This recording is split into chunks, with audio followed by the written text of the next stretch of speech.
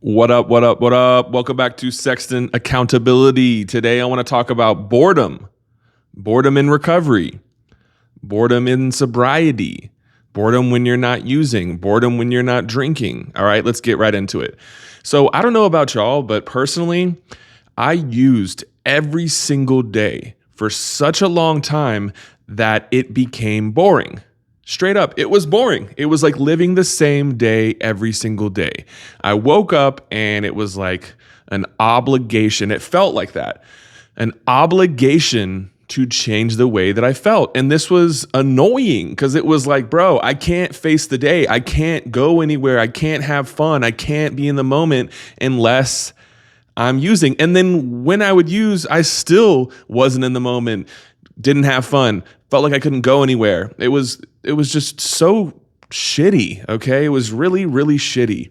And so I understand that we can associate using with having fun or being occupied, having our mind occupied, okay? But for me, that just was not the case after a while. And this was like, honestly, it probably only took, I want to say like a year to get to this point, maybe even sooner. I remember when I first really got into using opiates and benzos, it became very apparent that this was not the solution. And this was conflicting because initially those were some of the thoughts that I had was like, oh, this must be the solution. This must be how I'm going to deal with life, because I was extremely sensitive and just felt like I was constantly having to deal with life, deal with it, not experience it, not enjoy it, but deal with it.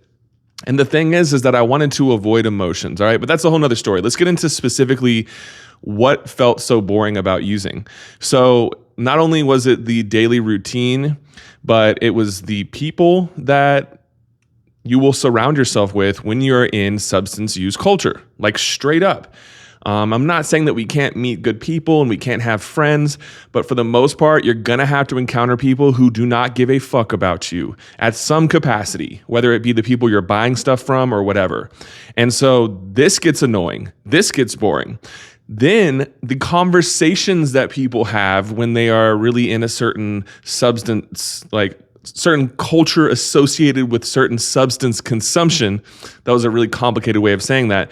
But basically, it becomes like someone's whole identity. For instance, people who pop Xanax and sip drink or sip lean, codeine, promethazine cough syrup. It becomes this identifying factor to where it's I go to the studio, I pop planks, I sip drink, I smoke, smoke dank. I'm rhyming now. Okay. I don't know where the hell that came from, but basically it's just so immersive in a bad way. You're so in it that it takes up everything. And I'm not saying that everyone is like that. I can just say, my experience, it was just very, very repetitive and it was very one-dimensional.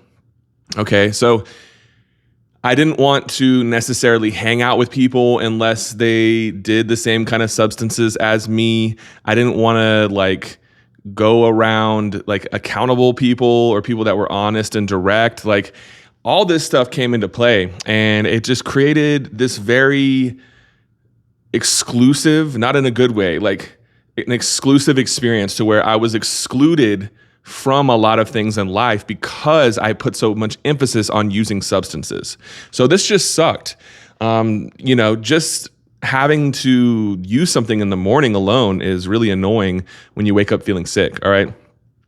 So there were a lot of aspects to this, not only the psychological side that just got really annoying, but the social side, like I just mentioned, where it comes to the people you encounter, who you spend time around, the conversations that are being had, talking about doing substances while doing substances, talking about different substances while doing other substances, constantly talking about different kinds of pills and different, pharmaceutical companies that make codeine promethazine syrup and oh, have you had this one? Talking about milligrams, talking about methods of consumption, it's just bro, it gets redundant.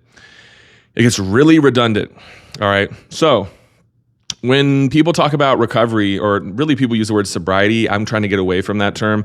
But when people talk about recovery, they always want to say, oh, well, that seems boring. Or they're like new to recovery and saying, oh, this is boring. And I want to offer my perspective. Okay. So in my early recovery, I was so busy that I did not have time to be bored.